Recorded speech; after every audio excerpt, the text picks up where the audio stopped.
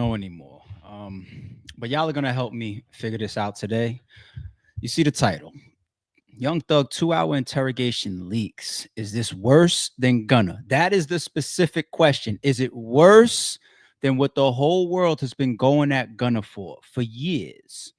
This is absolutely a campaign led by the little babies of the world, the young thugs of the world, many other rappers. Hell, I'm gonna keep it 1,000, which I'll tell you right now. Ask me, is what Gunna did breaking up the code, street code? Absolutely. We'll play it again just in case. But now we have a 2 hour long Young Thug interrogation video that just started moving around again. Now, to my knowledge, I'm not the source, of course, right? To my knowledge, this has already hit the internet. It's gone around for a couple years, but now it's resurfacing. It's making its way around again. Some big podcasters and channels started to upload it again within the last 48 hours. So here we are on this side. We're gonna talk about it. We're gonna keep it 1,000, man. Let's start here. Let's start back with the Gunna uh footage, right? What did Gunna do? What has the whole world and some of the biggest rappers on the scene shitting on Gunna's name? We even covered the other day. Fat Joe on his podcast, he did a clip with Jadakiss. He said he listened to the new Gunna album and he felt guilty, right? That went viral. Gunna's name will forever be attached to that type of snitching shit. And a lot of rappers and a lot of street people took bad on him. This is what he did. Please state after each statement whether or not you agree or acknowledge that statements are true, okay? Yes, ma'am. I became affiliated with YSL around 2016. Is that true as it pertains to you, Mr. Kitchens? Yes, ma'am. YSL is a music label and a gang, and you have personal knowledge that members or associates of YSL have committed crimes in furtherance of the gang. Yes, ma'am.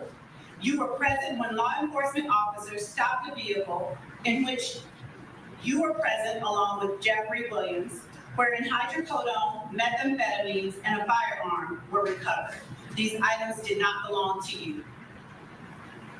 Yes, ma'am. And do you acknowledge the following statement? I recognize, accept, and deeply regret that my talent and music indirectly furthered YSL the gang to the detriment of my community. YSL as a gang must end. Is that your statement or acknowledgement? Yes. Oh man, they done did it. All right. So let's be clear. Let's be clear here. Let's be crystal clear. The Gunna defenders, and I have no horse in this race. They would say nothing that Gunna did was used at trial or used against Young Thug. We probably done it for at least a year and a half, maybe more on this channel, right? At different parts of this podcast. Let's clear that table once again. Somebody getting locked up, somebody getting approached by authorities, somebody actually getting in trouble, somebody fighting charges, somebody having to go to trial, whatever the case may be, does not remove the fact that somebody possibly told on you. Okay? I keep giving the same fucking example. It's frustrating, but let's do it again real quick because we got a bunch of footage to go through before we answer the title. If I walk into the precinct, I sound like a broken record at this point, don't I? If I walk into the precinct and I give the detective some information about niggas that's hustling on the corner, and he says, "Thank you for being thank you for your cooperation. Thank you for your information." And then I leave the precinct. That detective, he never goes and he uses my information, never makes an arrest. Does that not make me a snitch now? No, I'm a snitch. It's just nobody got in trouble behind my snitching. Okay. What Gunna did right there, it's crystal clear. Asked him if he has personal knowledge of YSL not being a record label, but also a gang. Okay. Also of breaking the law, breaking crimes, committing crimes. You have knowledge of this. Yes, ma'am. Maybe it did, maybe it didn't. All this proffer agreement stuff. Everybody could twist the proffer agreement versus taking a plea versus is not use it.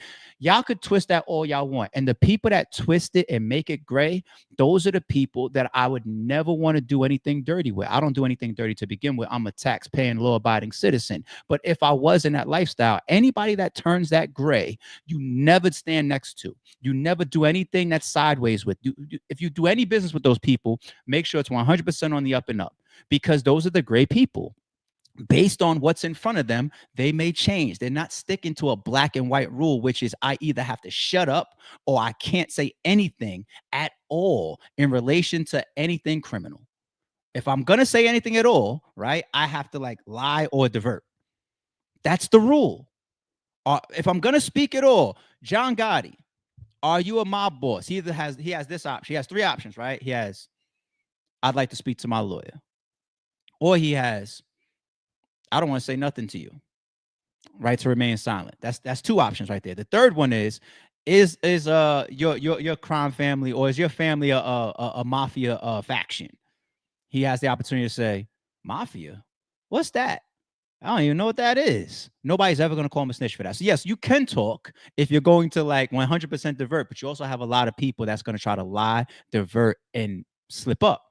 Because those interrogations, once they start lasting 10 minutes, 20 minutes, 30 minutes, an hour, 2 hours, the food comes in. You get tired. You let your head down. They switch people based on how the interview is going. Let me bring a woman in, see if he's going to react a little bit different to that. See if he's going to take it, calm down a little bit and not be so defensive talking to a man. How about a woman interrogator? All of these little things that they'll do as time passes, act like they're your friends and all stuff. We're not here for you. We just want to understand why. And then you start talking and talking and talking, and it's stuff that can constitute either this case, some other case, that case over there, and whether it gets used or not, you said what you said. Why is this not black and white? Can we like lock this away once and for all? What Gunna did is wrong, period. That's it, all right? Outside of the Fat Joe one that came up recently, we had another one that came up recently, Southside. Did you guys see that one? Let's take a look at Southside on Drink Champs. And this is still going in the direction of how people feel towards Gunna. If Gunna asks you right now, I ain't making no beats for him. you ain't making no beats for Gunna? Nah. Right is right, wrong is wrong. I'm a street man at the end of the day. You know what I'm saying? Like, Slime been my friend. Like, I made Danny Glover for him. That blew him up. That's been my friend when he ain't had teeth in his mouth. He was signed with Gucci at first. So that's been my friend for a long, long, long, long, long time. So I could never go against what he say. Like, you know what I'm saying? If he feels some kind of way about it, that's how he feel. That's how it was saying. He's the same way with me. If I feel some kind of way about something with somebody, he just ain't gonna fuck with it. You know what I'm saying? Just because I feel some kind of way. So I just like, I can't do it. So if Gunna was to call you right now, you would say? Can't do it. I don't give a fuck what they got. Can't do it. You know? If Gunna asks Now, mind you, he gave two reasons why, right? Right? He said, he started off by saying, I'm a street nigga. Right? He's a right is right, wrong is wrong. Then he got into Young Thug. And that's going to be a theme within all of this playing out on the internet about Young Thug's interrogation video. The theme of, yes, you have a bunch of people that stand against Gunna simply because they feel like what he did was wrong.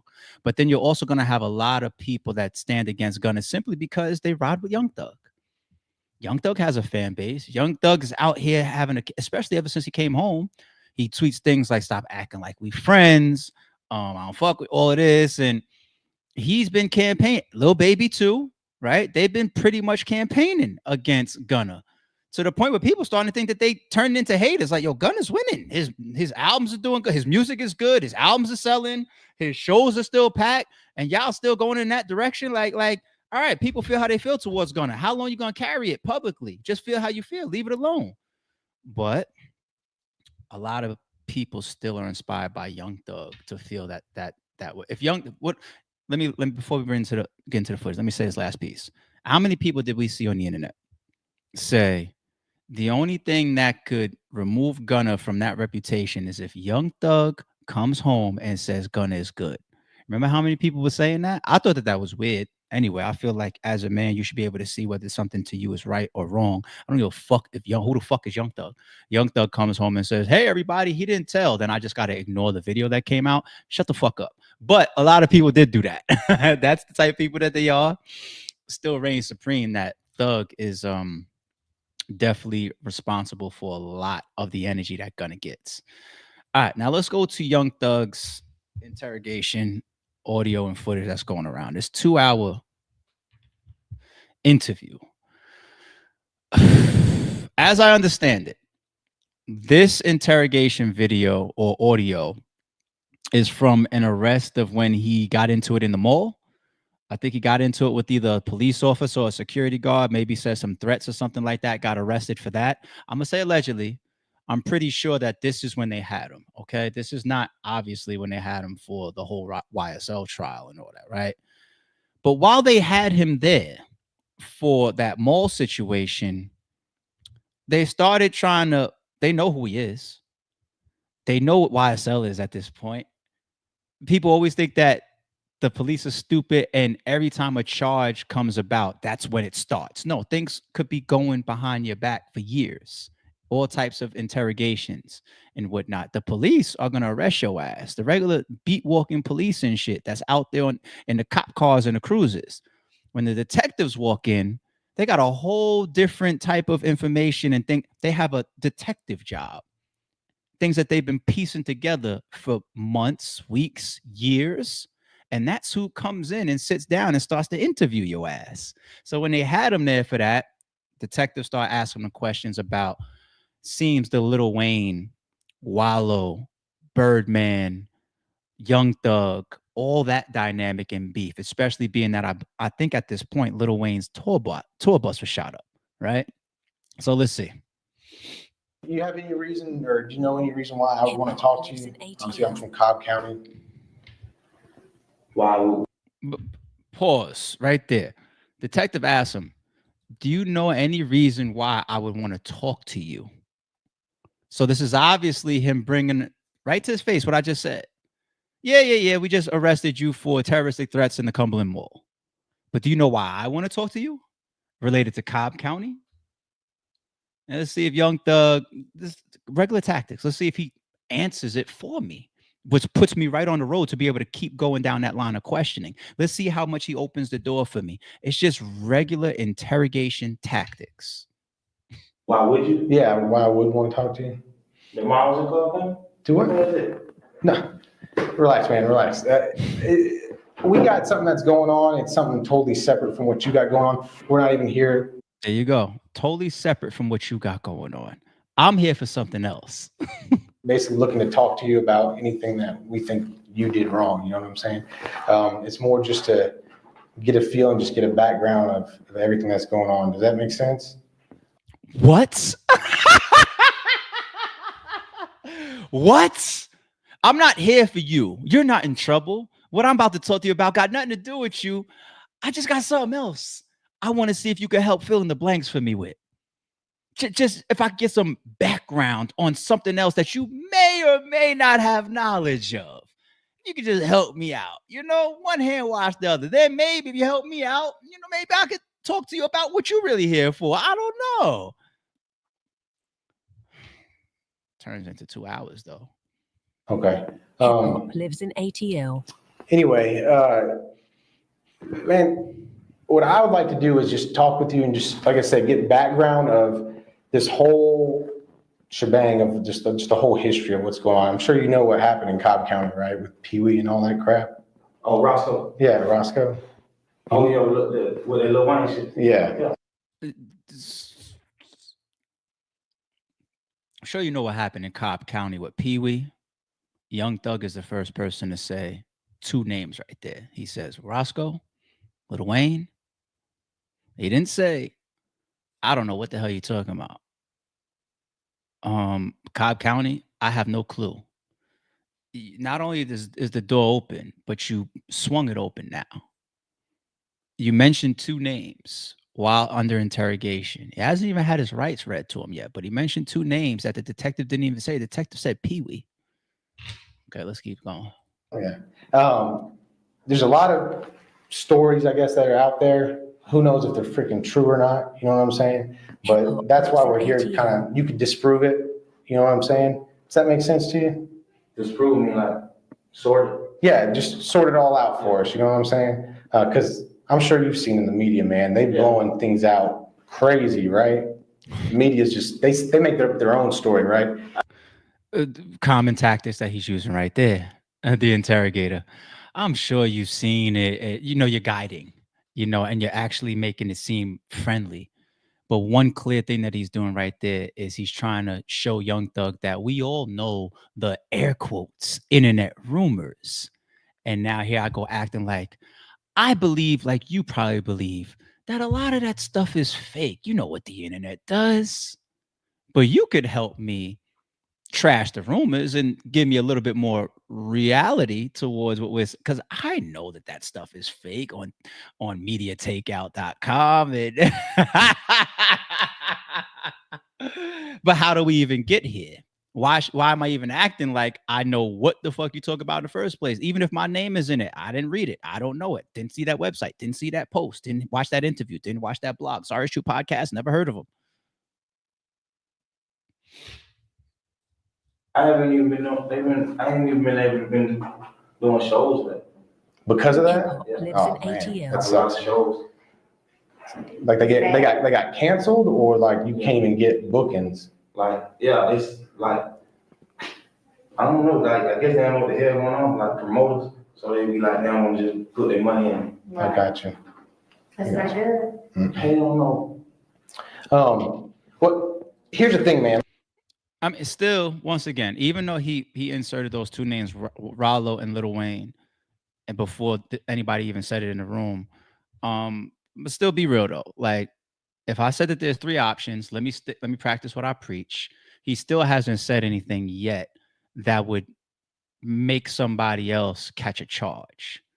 And I know we dabble in that area a lot, so I don't want to jump off the cliff here in this first piece, even though I'm picking up on a lot of this fucking detectives tactics and like, ooh, like, why did y'all just shut up right there? You know what I'm saying? He hasn't done that yet. He hasn't done that yet. But I don't even think, if you're listening to the interrogator, I don't think he's meaning for Young Thug to even go there yet. He's just navigating and making it so that we're on the same page about the topic at hand. I really want to start getting into the details 20, 30, 40 minutes from now. Once we both know what each other are talking about, this Cobb County shit, that's when I'm going to really try to extract more information that could be possibly incriminating. Right now, I'm just acting like your friend. Like I said, we don't have charges on you. We're not looking to do anything like that, man. But since you're in custody, do you know anything about Miranda rights or anything like that? You have you don't have to talk to us type deal. You ever been read your Miranda rights before? Like on TV, you see on TV, you know what I'm This is why this shit is just so interesting to me. You motherfuckers. Even talking to him, these detectives know what they're walking into that room for. The Cobb County shit, Pee Wee, what's going on in the internet. Your name might be involved. Lil Wayne, Birdman, Rollo, all they know what they're walking into the room to try to get. You notice they build up a nice little 5, 6, 7 minutes of trying to just make sure that the door is open, and then they get into the Miranda rights. And they throw it out there in such a comforting way. It didn't say like, oh shit, my bad, I forgot to tell you or read you your rights. Yeah, the right to remain silent. No. Is, yeah, you know what's going on in Cobb County? Yeah, you know, promoters, they're not booking us. Rollo, Lil Wayne stuff. You mean that stuff? Yeah, it's messed up, man. I know there's rumors out there and whatnot, man. But I know me and you could probably clear up some of that stuff. But by the way, now I think about it, you ever hear about like the Miranda rights and stuff? Like, you motherfuckers, man. Miranda rights. Yeah, that's what it's called. You ever been arrested? Yeah. Okay, so you know when they say Like, you can't talk. Yeah, like, not that you can't, that you don't have to, you know, you have the right to do this and that, yeah. so it's like on TV, man. It's not really that big of a deal. And like I said, you don't have Not that County big of a deal? charges. We're not looking to charge you for anything like that. But because you're in a formal setting, like you're in the jail, for us to be able even to talk to you, we got to protect your rights and protect our rights. You know, does that make sense? So we got to read you your Miranda rights. You can talk to us, you can not talk to us. I mean, this shit works on, I feel like 85% people, like the way he's even conveying it, because we're in this setting, which is like a government building, a federal building, you know, the jail is here. There's some cells upstairs. So it's just a technicality. You know, I wish we were having this conversation like on your porch instead, but since we're here at jail, you know, it's just to protect us, protect you as well. I gotta leave the interrogator alone. He's doing what he's supposed to do. We're supposed to be focusing on Thug right here. My bad, y'all. It's just pissing me off as I catch every fucking syllable that this guy is up to. Anyway. It's totally up to you, but we would like to talk to you just so you can help sort some stuff out, if that makes sense. Okay? Huh?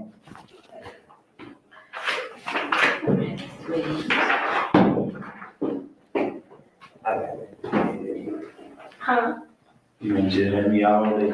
I mean what? Jilling me all day. Well, you now. That's just what I do. Miss Williams, can you read it right? Can you read it for me? You want me to? Yeah. Okay. Alright, so you've been, like you said, you've been arrested before, so you know pretty much what this is, and this is, we're gonna advise you what you're doing, right? That's what we call it, okay? And basically, what you do is, as I read them to you, if you don't understand something, let us know, so we can explain it, okay? And everywhere I got a line right here, I want you to just initial it, saying that you understood what I was saying, okay? And then at the end, we'll go through this and you'll find it. So basically what this is you and I met before, like Detective Racy said. I'm Special Agent Cunningham with the Bureau of Alcohol, Tobacco, and Firearms, ATF, okay? And before we begin talking to you, because you are in custody, okay, they brought you here and arrested you for the warrant that you had out on you, we have to get this squared away. So your first right is that you have the right to remain silent. Lives in ATL. Okay? You understand that? Yeah. Okay, initially. Remember I said if you understand it, initially. If you don't, let us know and we'll explain it to you. Okay? Well, I don't want to sign. You don't have to sign anything. Do you understand it? Do you understand it? Okay, if you understand it, could you initial it for me? That's what I'm asking. I mean, now don't, how can I put this? Well, look, as long as you've been with me all day. I have, but this is real, okay? This is Lives in where the ATL. rubber meets the road, so to speak, okay?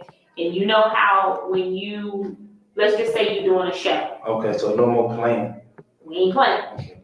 You're doing a show, when it's time for me to pay your money. She's obviously not as good as dude, right? This is where it gets serious and the rubber meets the road. This is like you signing a contract for your show. Like you being a little bit more abrasive. You're gonna scare him, make him a little bit more defensive. And you like, okay, I'm gonna be serious. We signing contracts, we doing all that kind of stuff. You understand? Yes. So this is kind of like the same thing, okay? We're serious now. And in order to cover everybody in this room, we have to have this paper here, okay? So your first right is you have the right to remain silent. And that's it. Do you understand that? Hip hop lives in Do you ATL. want to initial it? I don't want to initial. That's fine. If you don't want to initial it, that's fine. As long as you understand it. Okay. Does that make sense? I'm sure. We'll just go line by line. Line by line, And okay. you just say if you. That's something new for me. Now, of course, anytime if you ever been detained or under arrest, well, not necessarily detained, but under arrest, they will tell you your Miranda rights, right? If you've ever been anybody in the chat, if you've ever been in arrest before, you probably weren't out there in the street and hands behind your back. You have the right to remain silent, and then they didn't ask you to initial a form. No, they ended up putting you right in the back of that fucking car and taking you to the local precinct, right? You never fucking filled that out.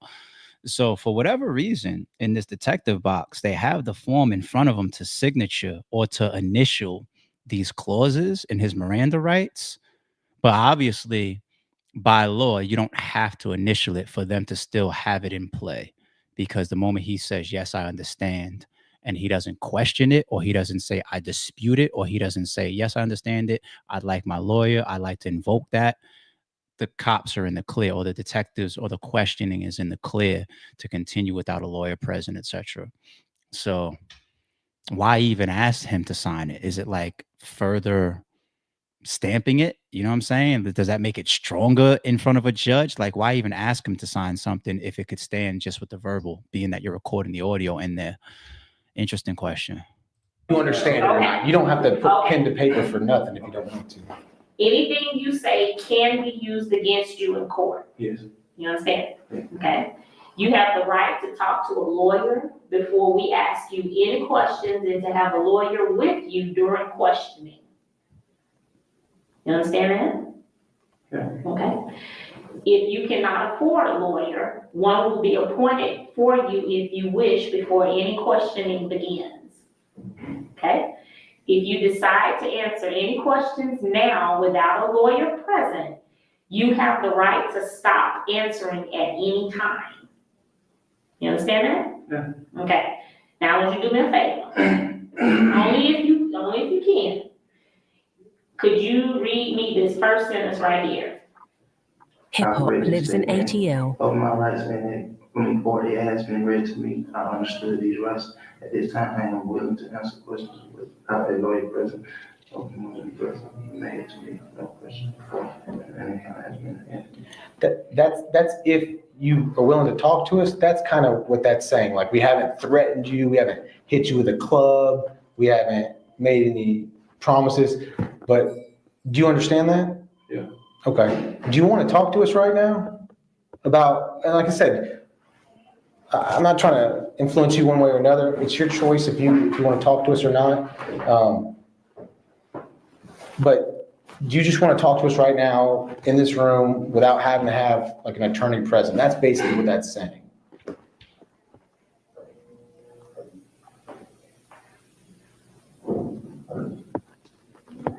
You don't have to sign that form if you don't want to, Hip hop man. lives in ATL. Yeah, okay. And that's But- fine. But do you, that's 100% fine. So, not saying anything against you. No, I feel it. I feel it. Talk and whatever we need to talk about, but she know I talk to you about it, but I don't. You don't have to sign that. You don't, okay, you don't, but do you When I talk to under, you about anything, worry, you know. do you understand that though? Yeah. Okay, if you understand it, Yes. okay. That's fine. So what you're saying is you will talk to us without your attorney present. Yeah. Okay. Questions that I wouldn't be able to answer, I wouldn't answer. Okay, Yeah, of yeah, course. absolutely, Yeah. absolutely, okay, all right. Okay, let's do it. Now that we're past that part, it's kind of like a vampire, right? Like you have to invite him in. Like a vampire's not allowed to just walk into your house. Come on in. Why don't you, y'all see sinners? Why don't you just invite me on in? You've been walking in and out of here all day. Now you need somebody to allow you to. What the fuck? I just don't want to be rude. Like, that's what the cops is playing. The vampire at the door. I don't want to be rude. We're just trying to help you out here. Do you agree to not having a lawyer present? Yeah, come on in and bite us all and turn us into. You get it? I'm speaking in a parallel at the same time. But all right, now that we're past that, let me jump around a little bit. I'm going to skip around and try to catch some of the Lil Wayne stuff. This first one, or this video right here that we have up is 2 hours. We're obviously not going to play the full thing. After I skip around and hear some of the Lil Wayne stuff, I'm going to go to a different video where I already kind of forwarded the time of where I think people are questioning Young Thug the most. Okay. Wayne and like Birdman, why is we trying to sue him and all that? What's the deal with that? Hip hop lives in So why ATL. not Birdman and Wayne? Well, you know, I mentioned Birdman just like Wayne do. Yeah. He's like big homie to both of us. So, you know, I really look up to Wayne. If I had a chance to be with Wayne and Bird, I'd be with Wayne before Bird. I don't really care about him that much. I really care about Wayne more than him then. So I always was like, every time I was around, I always used to be like, why Wayne? Because Birdman got a studio. Okay. This Bird room, this my room, this Wayne room. So I always asked him. Hold on, I can't just skip past. Did he say like pretty much like fuck Birdman? If I had a chance, I'd rather be with Wayne. I like Wayne. Wayne's my idol, and he did say that before publicly, right? Like in old interviews and shit. I don't really care about Birdman, to be honest. Young Birdman listening to this audio like what? Shit. He always brushed me off though. I always be like, I be like, tell bro, come, you know what I'm saying? I be like, tell bro, come fuck with me. Come make something, make a song with me. And he always used to be like, I just text him, he about to come. But he, you know what I'm saying? So I started getting it like, and him and Bird, they fell out. Then I was like, what the hell going on with John Wayne? Tell me. He was like, he mad because I don't want to put his album out. We're lying. Now realize the relevance here. At this point, they obviously got him, comfortable enough to get into his whole, whether he thinks he's helping himself or not, right? So they're at the point now where they could just sit back and let him talk and answer questions, minute, 2 minutes, 3 minutes on his own, no interjection. Why would this be relevant at all? Right? The whole drama around Rollo and Birdman and Young Thug and Lil Wayne, what's on the internet, they know that plus more. They already have other snitches, other people that they talk to, little birdies in the street. They do it for a living. They know more. The detectives 9 times out of 10 know more than we do, people. So it's already plastered all over the internet. Now you got one of the main guys here giving what he thinks is a story to hopefully help himself or help his folks to a degree, right? Let's give Young Thug the benefit of the doubt. But what it does for the detectives is it continues to confirm that the story exists to begin with. Instead of going all the way back to the beginning, like let's say hypothetically, I got you here to really talk about Pee Wee and Cobb County, this incident, and Lil Wayne, and I'm trying to piece the puzzle together, right? That's what a detective's job is. Why would they give a fuck about the puzzle to begin with? Because if I could put the puzzle together, somebody's getting indicted. May not be you, may not be him, might be that person. That's the whole point to putting these stories together. They're not doing it for their personal entertainment.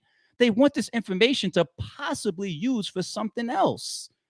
So instead of even being in the beginning and saying, I don't know what we here to talk about. I don't know nothing about none of that. You're corroborating stories or rumors or certain pieces of what you're saying is facts. I guess this is under oath, right?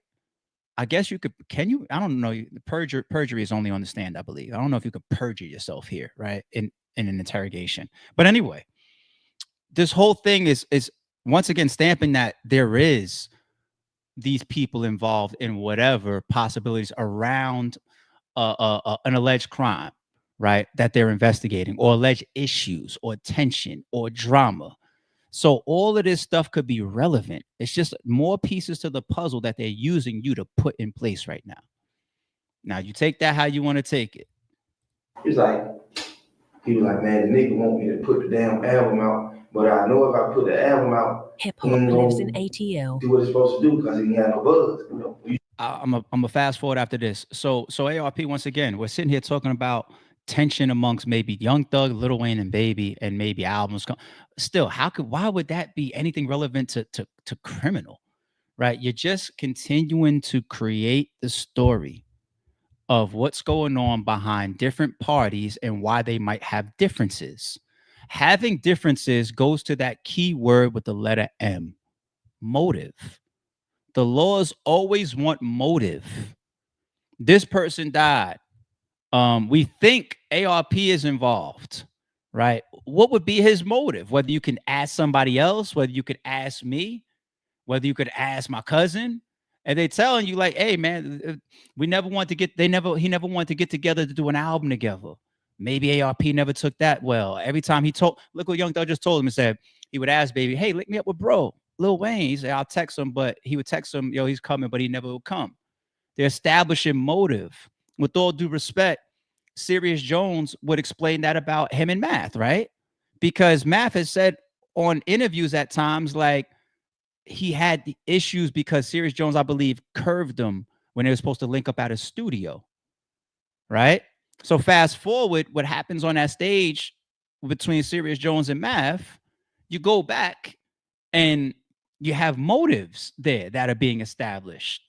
Now, Jones ain't trying to do no court shit, but it's no different than if the detectives were piecing that together, establishing motives and reasons why people would have differences. Now, the differences that I'm collecting right here equate to why this tour bus got shot up, or why this person got killed, or why these people got stomped out in the mall. Maybe, maybe not. But you're still adding. You're adding to the equation. Drop an album, you gotta have. I know, You get the way. stuff like that. Okay, we got it now. So it might be 20 songs that might last for 4 months. You know what I'm saying? Then you can drop your album. And y'all was coming up, everything was original, like, what his name is? Damn, I just said his name. Yep, 50 Cent done went bankrupt. Yeah, he did. Anyway, that's a side topic. Mm-hmm. He did He announce he filed for went bankrupt. bankruptcy. Sure did. Anyway, but what were you saying? I'm sorry, I interrupted you, man. He filed bankrupt. That's what Yeah, he did. For what? he said. He ain't got no money. Yeah, he ain't got none. Man, please. You hear these interrogators, man? They in full mode with Thug right there. You ain't hear that he filed beggars for what, man? You ain't hear about that? They got him in a groove with them. They do. That what you said? He probably somebody sued him. Somebody. That's what. What, Somebody. Ross' it was- girlfriend or fatal mom or something? The court said he had to pay like $5 million, and he came out Or with sex tape or something. Huh? It was a sex Was tape. it a sex tape? I think it was a sex tape. I think it was, Well, she's right, but because I think he was like. Nah, that was the studio. Yeah, that was the studio. Okay. Yeah. Is that password? Nah. No, they ain't password. Okay. I told you halftime So, is the yeah. only thing that I've Yeah. seen, so You that, like that video? it was okay. I like that one better than checks. I'll just be honest with you. I don't like. You don't like check? No, because it doesn't have as many like. Well, it's only on the bus, and then also just I guess the hook. It's just the same thing like over and over again. It doesn't like. continue to talk to him like they're his fucking friend. Talk about, I like this hook, I like this song. Okay, one of the most questionable pieces that is going around the internet right now. And I'm going to come to the chat for this in a couple seconds. Is this worse to y'all? This is not a title. Than what Gunna did. What was so crazy was this motherfucker Wayne from New Orleans.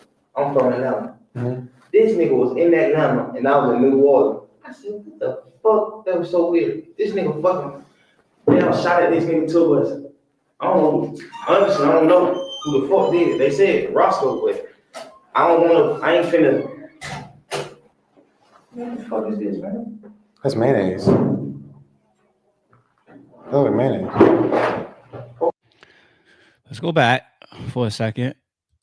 Talking about the tour bus shooting. He mentions a name while talking about the alleged tour bus shooting. He's still trying to divert, like I heard or whatever, but he mentions a name. And then he turns to, and they start talking about mayonnaise. So at this point, they didn't got on something to eat. Allegedly. Okay. What was so crazy was this motherfucker Wayne from New Orleans. I'm from Atlanta. Mm-hmm. This nigga was in Atlanta and I was in New Orleans. I said, what the fuck? That was so weird. This nigga fucking, they done shot at this nigga to us. I don't know.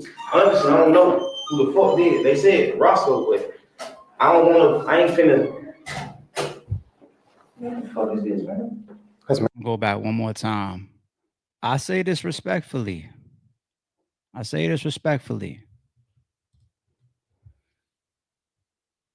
If you guys have been paying attention to what I'm trying to tell you here, I'm not wrong about interrogations. I've been there before. It's a very good comparison to explain the interrogations of trying to put the puzzle together, and any words and stories that I hear can possibly put new pieces on.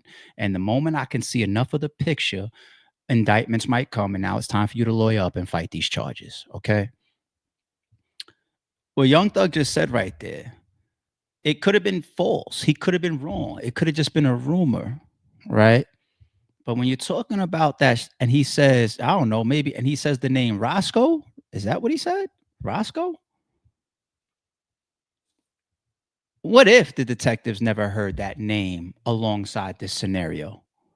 If I'm a detective, I got this audio, I hear this from this person that's in the streets, and I might go out there and ask some questions or look around in that person's direction more now. Maybe I wasn't thinking about that person. I might have him on my radar now. Doesn't mean that he gets arrested.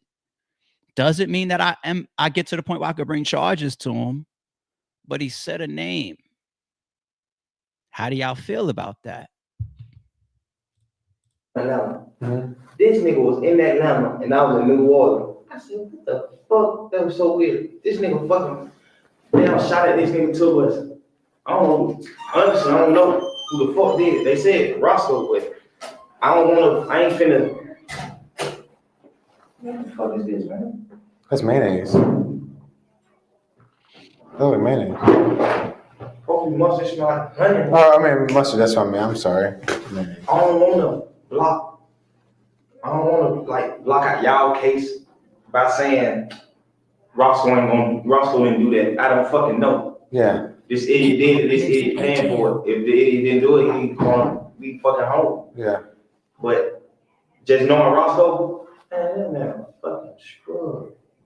That fool. I'm like, you shot at somebody, bro?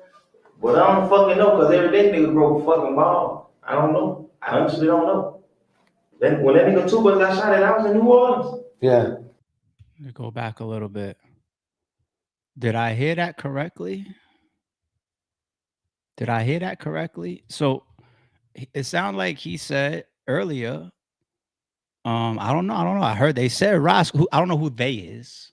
Like if I'm a detective, I might try to get to that at some point in this interrogation. Who's they? What room is the internet? Who in the streets? Who said who's they? That you told me Roscoe. Who's they?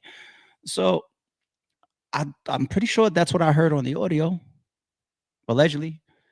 And then later on, he says, I call him, yo, man, you shot.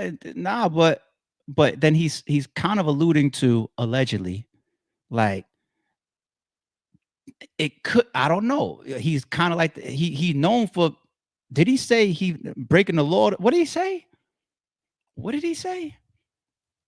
It's like you calling me and saying, yo, ARP. Let me think about something that y'all might all know about. I'll make up something stupid. You guys never, somebody in the chat says they never watched Mike Tyson before, or they just heard about some legendary boxing. They heard the name, but they're not into sports. They don't really know. And they say, along with learning Mike Tyson's name for the first time, they read some post or some tweet on the internet that says Mike Tyson just been arrested for knocking somebody unconscious and they actually died in a street fight. Okay. And then you ask me, a detective asked me, right? You ever hear about, like, I'm Mike Tyson's best friend. And you say, yo, like, you know about niggas getting knocked out in the street or something like that? And I say, like, who? Like, I mean, I heard Mike be knocking niggas out on that same corner a lot. You know, as far as the person that died, I don't know if he Mike Tyson was the one that knocked that particular person out. So I called him. I said, yo, Mike, you knocked him out? You know, he told me he didn't knock him out. And then I got off the phone. I was like, you know, because in I know he always knocking people out on that corner. I you know, so I'm not sure. I don't know. Let me replay it again and see if the example I just gave seems similar. Man, fucking scrub. That fool. I'm like, you shot at somebody, bro? But I don't fucking know, because every day nigga broke a fucking ball. I don't know. I honestly don't know. Then when that nigga two got shot at, I was in New Orleans. Yeah. What They man? were booming me and shit. I'm like, what the fuck? That nigga really got the world like we beefing with each other. Folk were like, ooh. So what I mean, hypothetically, why would Roscoe do that? If he did it, why would he do it? I mean, hypothetically, like. You said why? Yeah, like what's his beef with him? You put the interrogator right on a trail to asking that line of questioning now. Because you inserted the name Roscoe, allegedly, and he says, well, hypothetically, and that's a word that these detectives are going to use as well, the hypothetically shit. All they're trying to do is to get you to add more context for them. Hypothetically, though, if Roscoe did that, why would he? Why would he? It's just more information for me to go use and follow up on my investigation with. I mean, if they're boys, I mean, why? I mean, I just don't. It don't make sense to me. Like, I understand Birdman and Lil Wayne got beef over money, but what's Roscoe got to do with any of that shit? I don't know. Yeah, I'm sure that's a hell of a fucking question. I never even thought of. It's so everything's moving so fast with that shit with Birdman and Wayne to the point where I ain't even never thought, like, what the fuck is Roscoe doing? But I talked to Roscoe on the phone. Roscoe, I was like, bro, what the fuck is going on? You alright? He like, bro, I promise to God I ain't do nothing. I ain't do shoot no motherfucking gun at nobody. I'm like, you sure, bro? He's like, I promise. I'm like, okay. And then, you know, the internet was like, Roscoe shot at him because of Young Thug. So all the promoters like, they stopped the shows and shit. I'm like, bro, folks stop my show. I had 6 kids. I feed my family, 10 sisters and brothers. I'm like, man, y'all tripping that shit. But I just seen a video of Wayne he had. He was like, shit. He was like, Hip hop lives in I guess people ATL. been in his ear like he a fan. Because even before I was hot rapping, before I was A fan. A fan? You hear that? A fan, like you like him? Yeah. Okay, all right, though. He was being smart. You think he was smart? No, I just didn't understand what you were saying. Oh.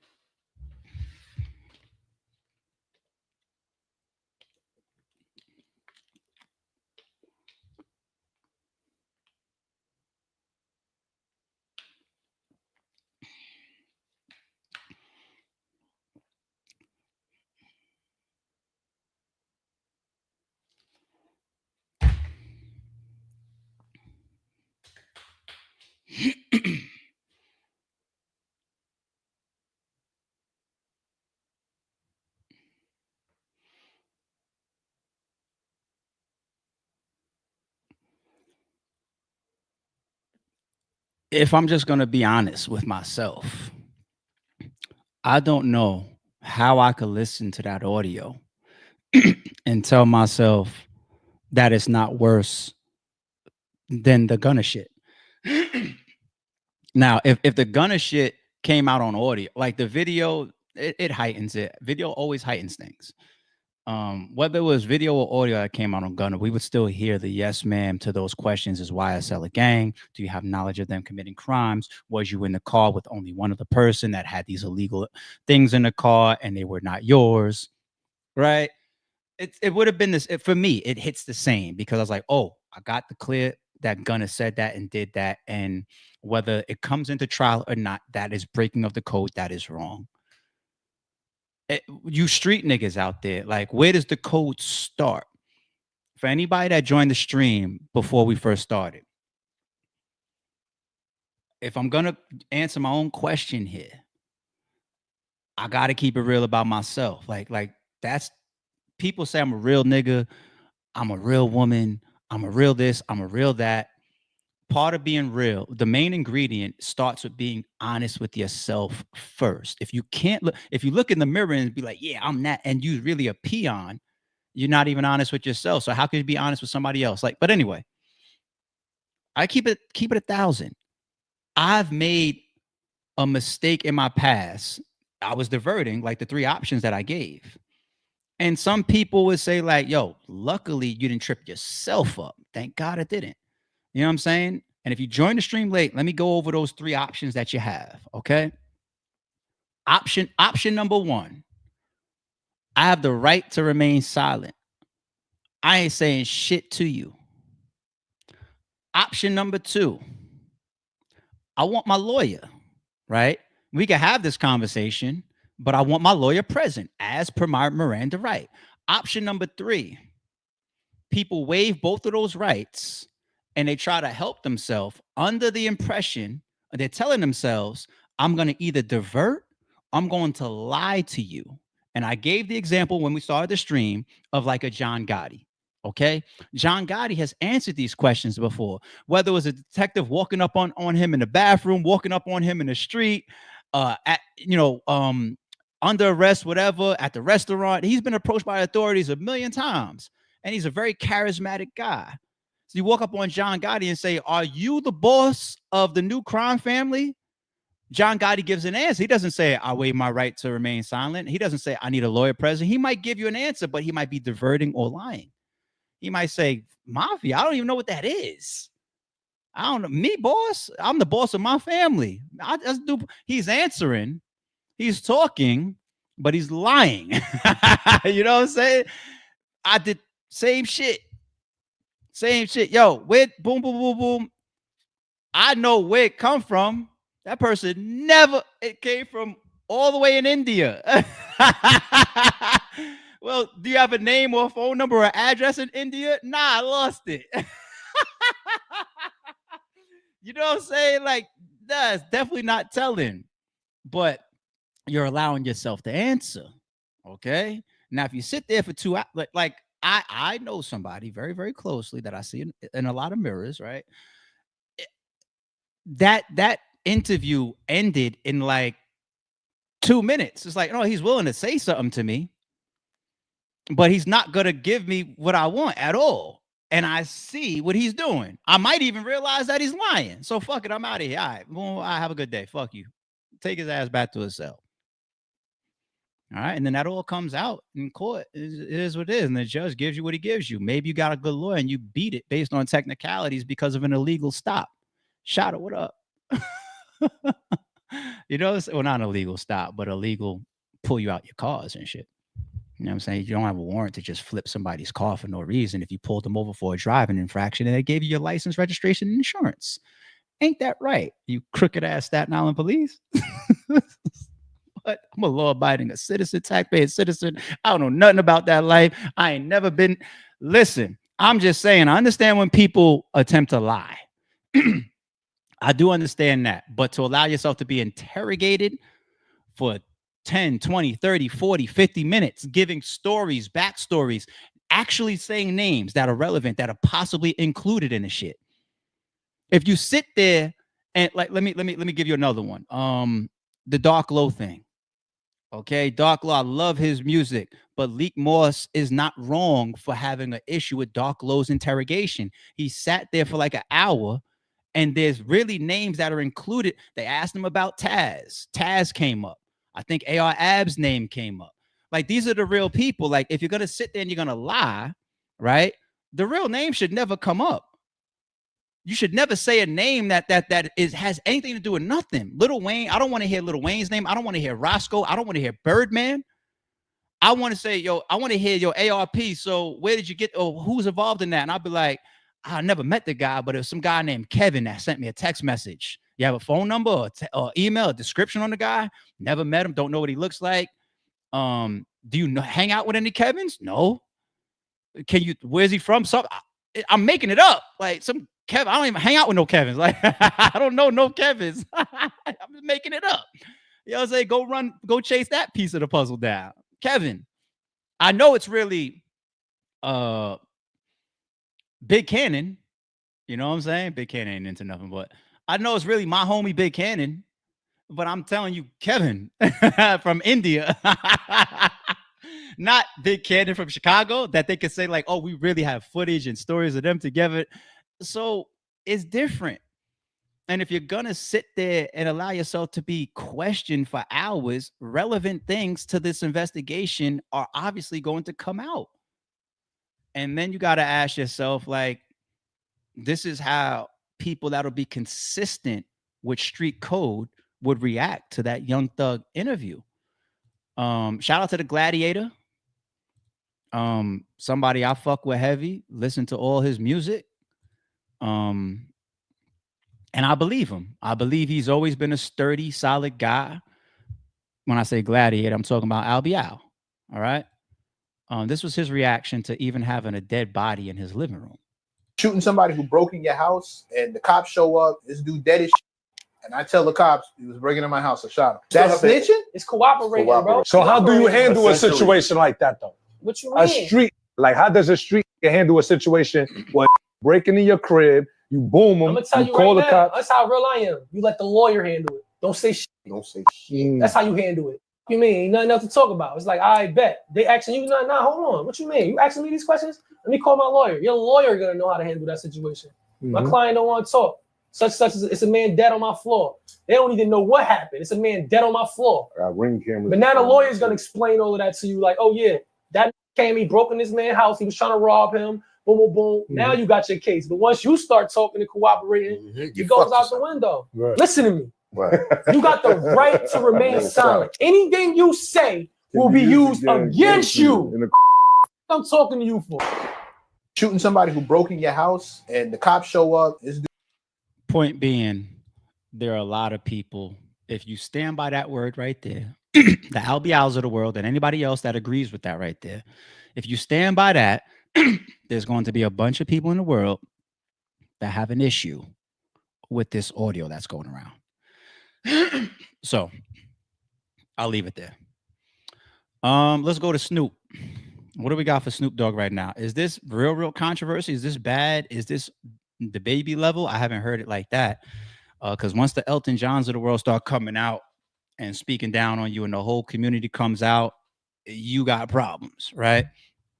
But let me start here with what he's under fire for. So T.S. Madison, I don't even know who that is. I skimmed a piece of this video for the first time to see who this person is. I'm assuming that the T.S.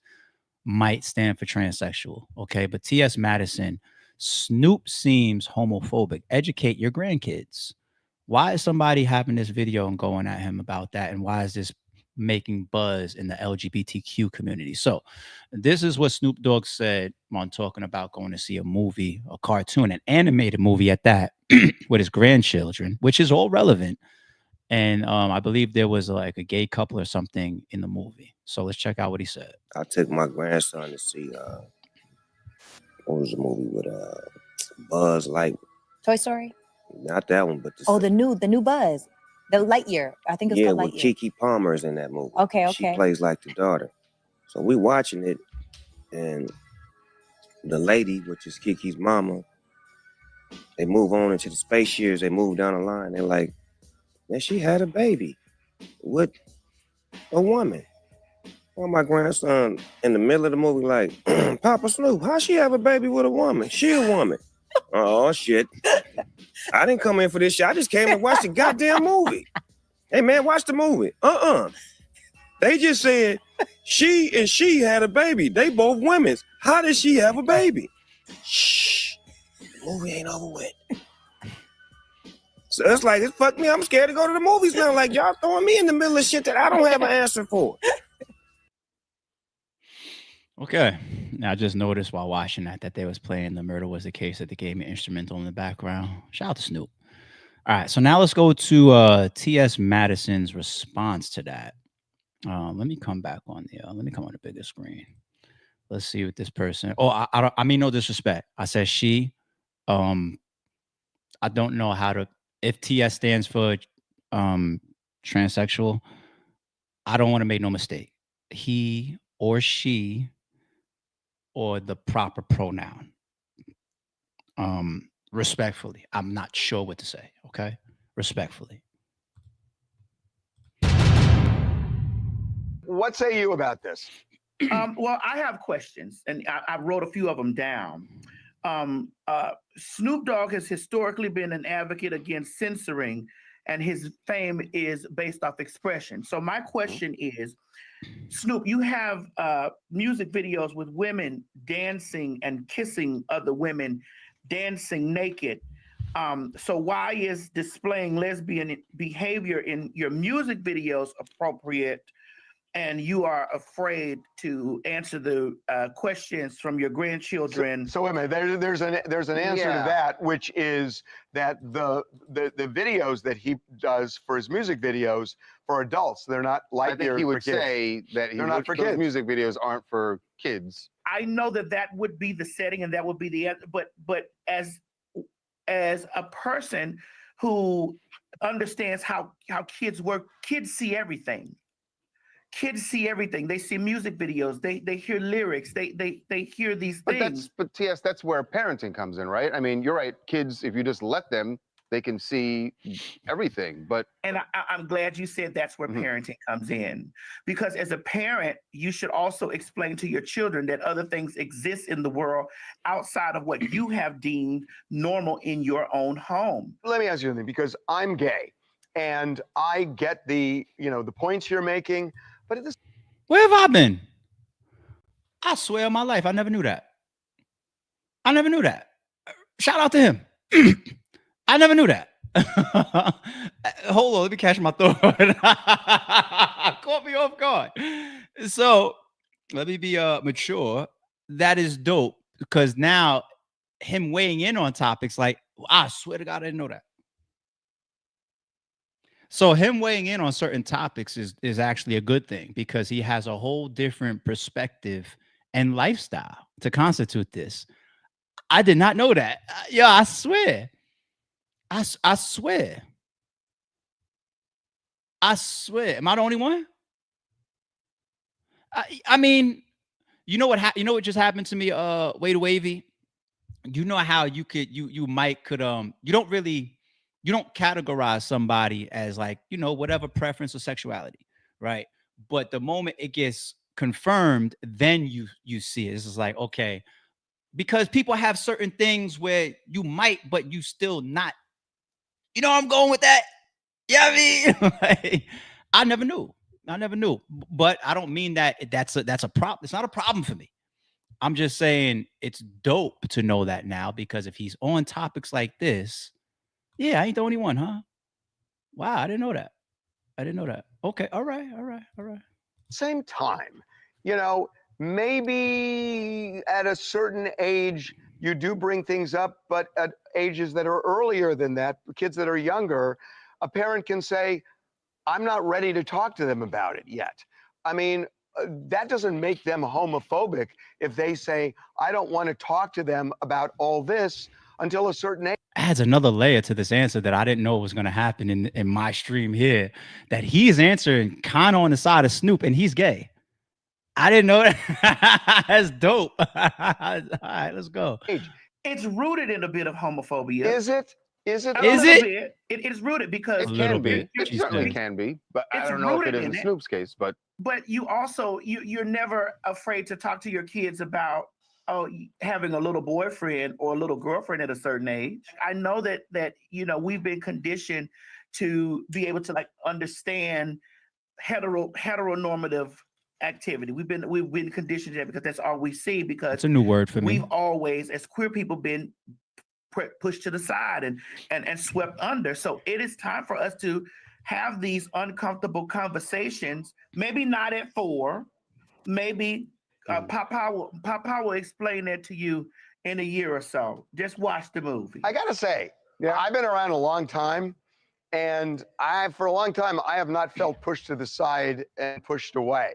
And I hear people talking about that, but that's not society today, and it's not society even. Oh, I don't think that. Well, Harvey, Harvey, I love you. Harvey. I love you, but you're a white man, and you also are a white gay Trust man. me, I was around when bars were raided, when people were fired from their jobs during the Nobody's AIDS saying epidemic. it's not better. So I know what discrimination is more than just about anybody. Yeah, but it's still it comes from a different lens when you're talking about like more marginal, like, and I don't want to lean heavy into it to, because it's not your fault that you're white, but you're a white man. You know what I'm saying? We're talking about, especially in this time right now, like trans people are extremely under attack. That's true. Queer people are under attack, and like they've made us public enemy number 1. And we're just existing. We're not even a large percent of the population, and they're making it seem like that our existence is forcing everybody else out. I get tired of people of color, and it's particularly Black men that are voicing these things and are a part of the problem. And I think that what tends to happen is that we all forget, what hand that we play in. The hand we play in stuff. So the thing, I mean, she or T.S. Madison, once again, respectfully, maybe didn't do the best job of my mouse again. Why isn't this scrolling? Maybe didn't do the best job of Possibility means you have a chance. Maybe didn't do the best. I took my grandson of relaying her argument, but I see what she's trying to do. Okay, let's start with Snoop. what Snoop said here to me should be gone in five minutes. Like I don't think he was disrespectful. I don't think he was abrasive. I don't think that he stepped on the LGBTQ toes. If anything, I think that he was reserved, and I think he was careful, by saying, hey man, I'm just here to watch a movie. Hey, we'll talk later. I don't know how to answer this. He said a little sarcastically, but also, even if he wasn't being sarcastic, it's okay to be confused of how to explain something that you're not used to. There's nothing wrong with that. If I grow up heterosexual in a heterosexual home, seeing man and woman, seeing mother and father together, my mom and my pops together, and then I get to the movies and my nephew is asking me questions about, hold on, they're two girls. How does that happen? It's okay if I'm, however old Snoop is, 50 years old, and I still don't know how to answer my little nephew the best way possible. Now, you would think you'd be worldly enough at this point to be able to explain that, like, as Snoop. But I'm just saying, I think it's okay to be a little bit like, oh, this isn't my field as much. I think that's okay. I think he was protective in that manner. All right. Now, if you want to talk about, even Hollywood, right? And we're not going to go conspiracy level right now, but it's many movies. It's you almost feel like purposeful might be the wrong word, but and I don't want to say agenda because that opens up a whole different conversation, right? But there are a lot of movies where you just feel like there's always an element of bisexuality or homosexuality. Okay, there's always a two men or a two woman. All of a sudden, it's like, and sometimes it's not even really part of the movie or part of the story or part of what's happening. It's just placement. Like, oh, you just see the two guys, and like, oh, you know what I'm saying? Like, I feel like I just watched a movie that did that recently. Did it happen in Weapons? Yeah, it happened in Weapons. I just Sunday, Saturday, whatever. Whenever I went and saw Weapons, it just happened. Did y'all see Weapons? The principal, the teacher, whatever, the Asian guy, right? I'm watching the whole movie. Didn't have any mannerisms or anything like that. But when the witch came to his house, they put him with his boyfriend, a lover of his, and then the witch kills them both, or the witch kills one and then puts the other one under the spell. Right now, what was the relevance there of the principal having to be that? It's not relevant to the story at all. It's just the continuing to level the playing field of what's normal in society. Like, instead of creating a movie, the director chose not to put a woman next to him, but to just put a man next to him. And that's okay. That's okay. But when little Timmy, that is, she said 1 year from 4 or 5, let's say 6. That's still very young.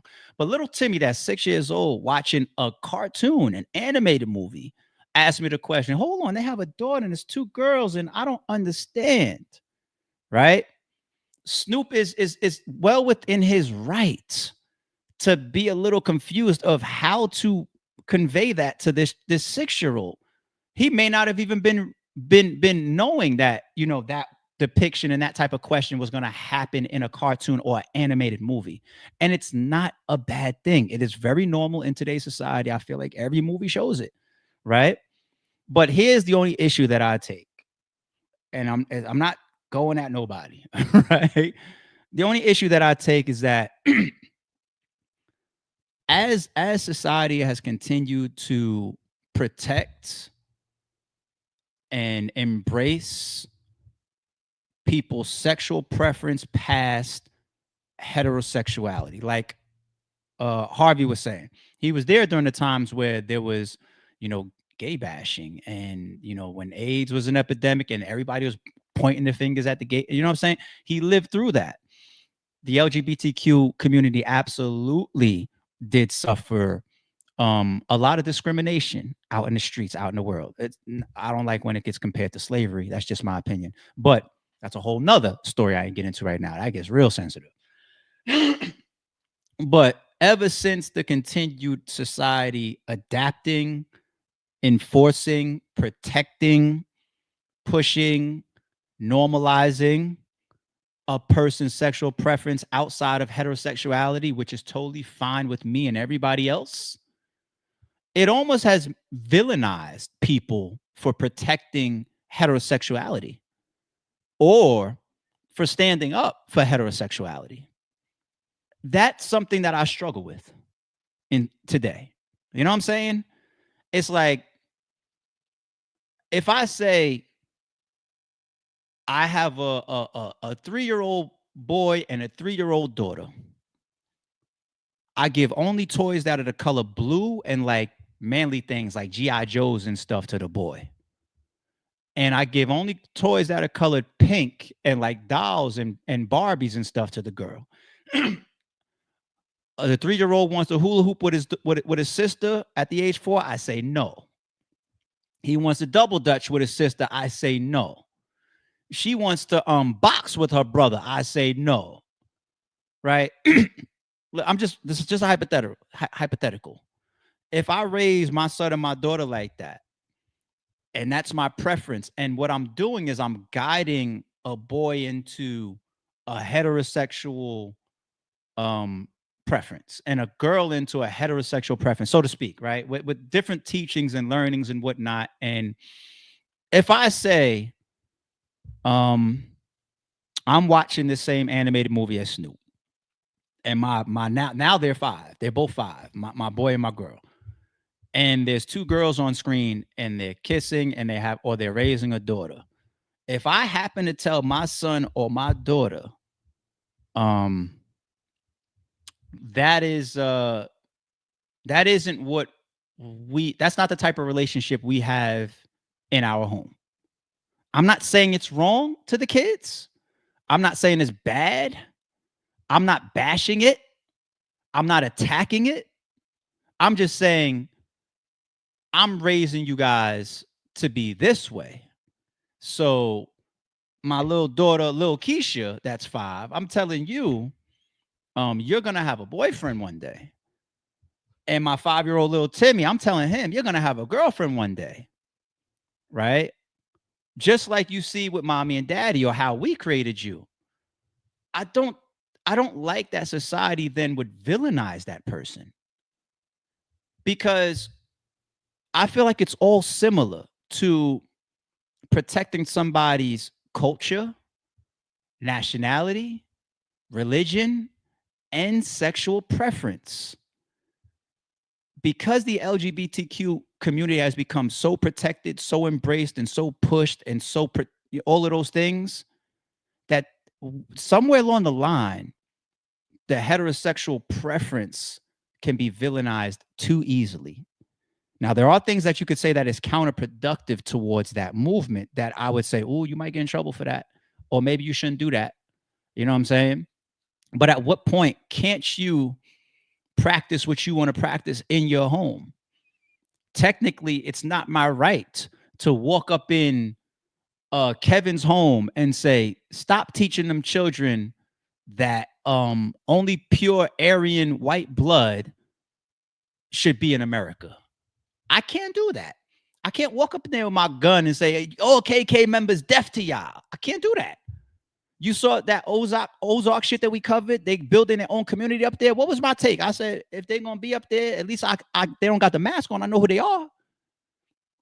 It's their right. I don't fuck with it, or it's not what I would teach the same way I can choose not to teach my kids not to believe in an elephant god, or not to believe in a serpent god, or not to believe that your classmate who isn't the same color as you is lesser than you or is more than you. How about that? Hey, Pops, I was at the lunch table and my white friend, Timmy, told me he's better than me because he's white and I'm black, right? I'm allowed to teach him, no, he's not better. And if I really want to go, which I don't think is too safe to teach a child, some parents might say, no, Rashad, we're the dominant species as black men. We were the first beings. Our remains were found first, and we're the athletic ones and the strong, and that's why we helped build this country and we were slaves. I can say that. Now, going out into society and offending somebody else is a different story. All right. So it's okay to have your in closing. All right, I'll close out the topic. Oh, and by the way, what just happened? There was a flash in my whole crib. Okay, it wasn't just StreamYard or the internet that cut my whole. I got computers over here right now that I see rebooted. My lights, everything, flat. My light that I got on right here, the whole room light, everything. Boop, had a whole black in the whole crib. So I know if I go upstairs, all my alarm clocks, the microwave. You know how it is. You always got to reset the microwave. All the clocks in the house or whatever. There's a little quick black drop in the power in the crib real quick. Even the internet had to reboot. But all right, we back. I'm gonna close that by saying yeah, I just don't like how much people that prefer to teach heterosexuality can be villainized. And sometimes, and I'm not even saying that's the case with T.S. Madison specifically. I'm just saying sometimes we see that. And I don't think that's right. It wasn't right what happened to the LGBTQ community, especially early on, or the gay community. It wasn't right what happened to them either.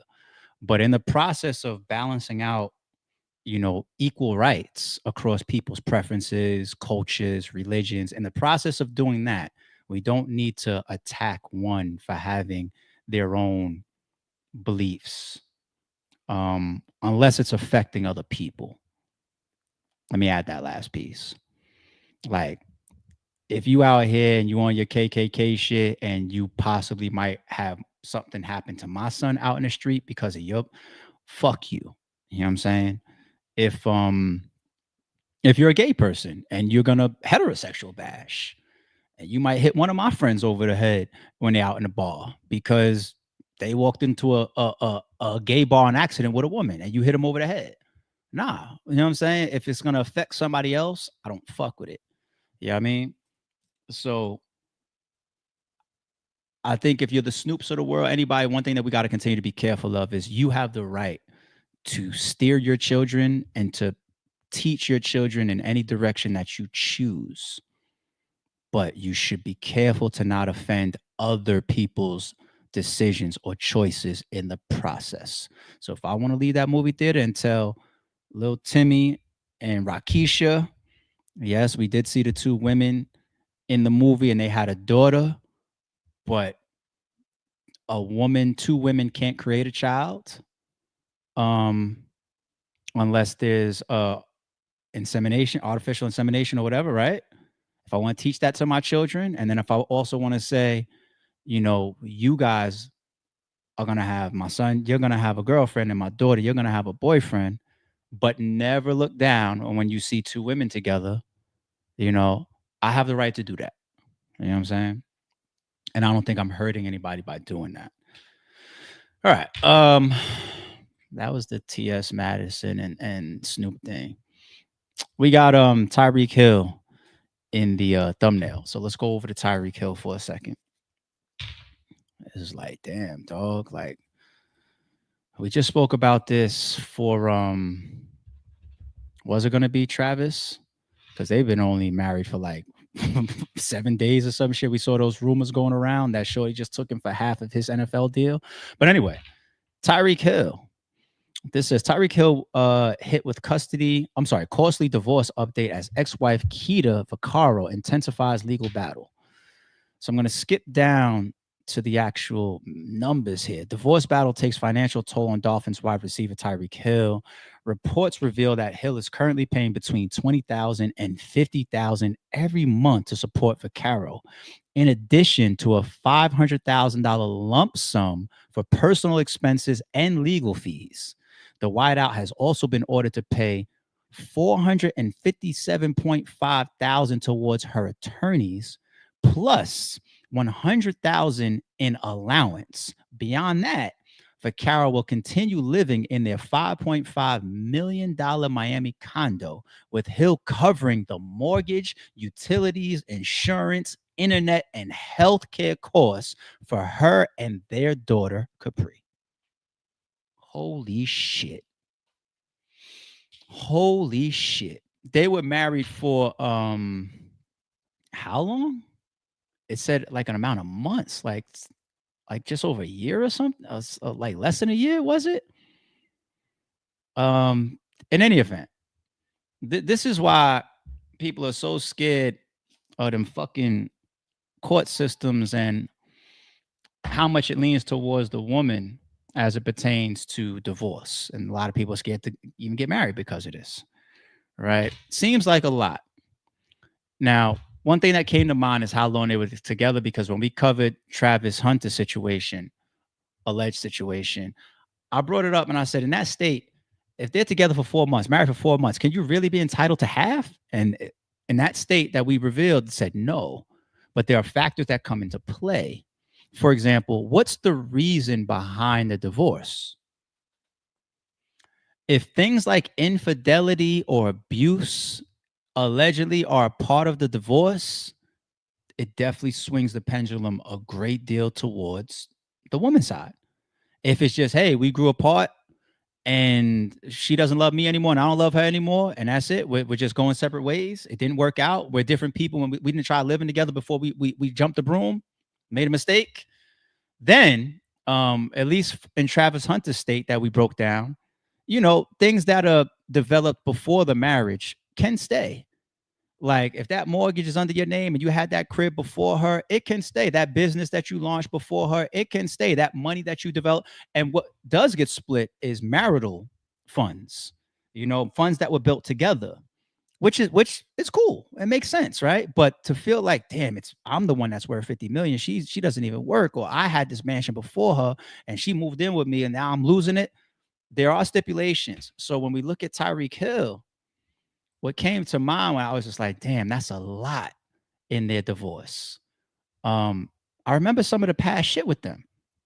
This was posted 19 weeks ago, April 10th, it looks like. New controversy with Hill. Miami Dolphins wide receiver Tyreek Hill and his wife were involved in a domestic dispute at their South Florida high-rise condominium. But no charges were filed. According to the police report, Hill's mother-in-law called the police fearing for her daughter's life. She saw Hill throw a laptop and grab her daughter, heading to the balcony after a fight with the wife. They're divorcing after having a child this year. Hill reportedly had 4 other kids. All right. So ladies, I can get at y'all. I'm going to be fair. Y'all know me. I'm going to be fair. This one doesn't look too good for Tyreek if this is one of the reasons for his alleged divorce. Let's play this report. Bandit down to a one and only exclusive Dolphin star Tyreek Hill once again involved with police, this time after an argument with his mother-in-law. Local 10's Rush Lowe live down in Sunny Isles Beach with more on what we're learning today. Rush. And this was a concerning call to Sunny Isles Beach police on Monday. Let me set this up, and this comes straight out of the police report. Tyreek Hill's mother-in-law was very concerned for her granddaughter. She told police that Tyreek was in an argument with her daughter, grabs the baby, and then starts walking towards the balcony. Tyreek daughter, the subject is the husband on scene. The call goes out. Police race to the Porsche Design building in Sunny Isles Beach on Monday. Subject is Tyreek Hill. The mother-in-law of Miami Dolphins star wide receiver Tyreek Hill calls the cops. The call goes out as an assault in progress.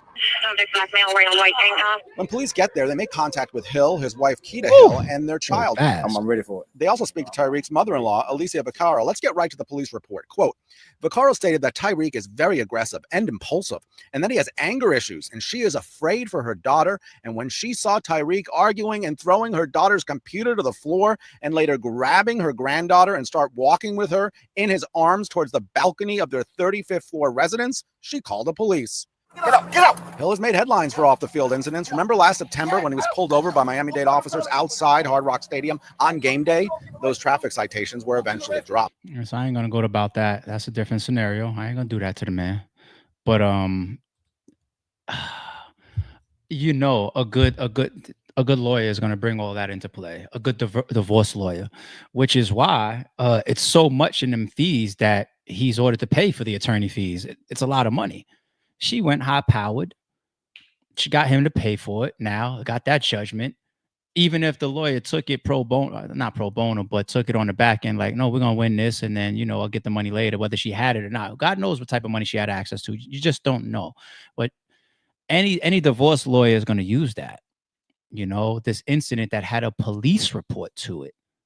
You guys already hate each other. You're getting divorced. It's already fuck you, no fuck you. I hate you. I hate you.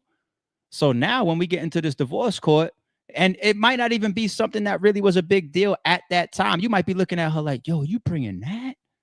Yes, she's bringing that.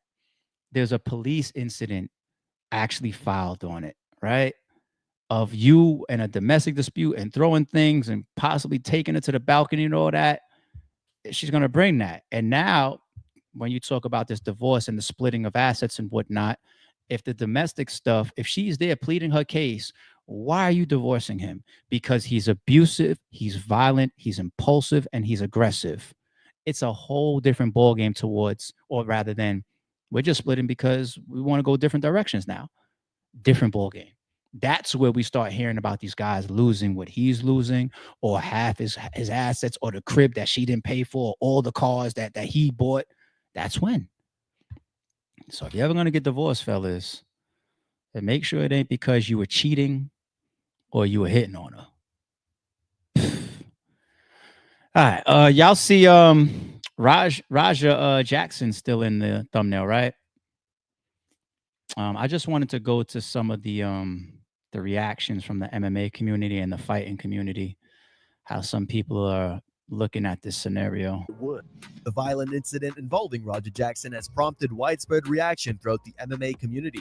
Former UFC fighter Tom Lawlor posted this clip with a caption, "Professional wrestlers, be careful who you trust. No one is watching out for you." I know his shit, you can give him his receipt. Remember what a receipt is.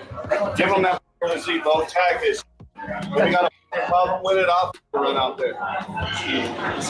Tag it. Followed up with, "It's f***ing gross. Raja and AJ." Sean Strickland commented, "Looks like someone else is going to be joining me at anger management, but only one of us will be able to vote and own a gun after." The MMA guru tweeted, "25-year-old grown-ass man rage baited into attempted murder because he needs to make sure that the 12-year-olds in his chat don't think he's a..." Well done, Raja Jackson. You're the biggest of 2025. Toxic masculinity is a lack of it. Dumb animal, it's 2025. Evolve. Ryan Garcia tweeted, "This is probably the worst thing I've watched in a minute. What was bro thinking? Like, seriously." He continued, "Needs to be a serious conversation about streaming culture. It's getting out of hand on what people are willing to do while on stream." Ben Askren responded, "People love watching dumb, so the streamers battle to see who can do the most stupid." When asked whether Raja deserves prison time, Askren replied, The whole thing about people seeing who could outdo each other from a streaming standpoint, I'm not going to say that he did it for views. I don't believe that. Like I broke down in yesterday's stream, I think he was really genuinely pissed at the situation, but then I think along the whole premeditated road of his face being in his phone the whole time and him answering and saying it, you know, "Oh, y'all think I'm there? Oh, y'all think no, watch that." He was definitely provoked and influenced by the chat, his live stream. But the that moment after, when he's walking outside, he's leaving the place after he already beat dude up. They're still streaming. You notice that? You notice that? His cameraman's walking alongside of him with his camera still on him, and he's still ranting like, "Everybody think I'm a bitch. I'm nobody's bitch. I'm gonna protect myself." You see his eyes still glance to his stream. There's times where he mentions his stream still running even after that.